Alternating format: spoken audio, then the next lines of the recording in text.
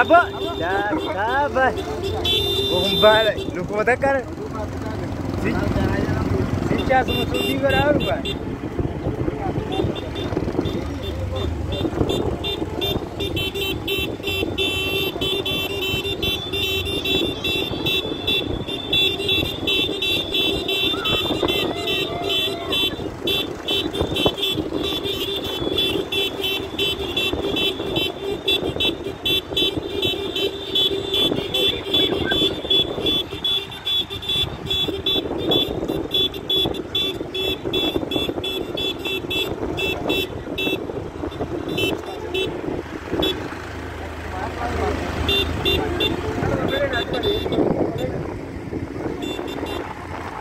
Asuman, abo berbacita nanti sisi.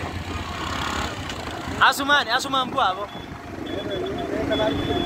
Kamu.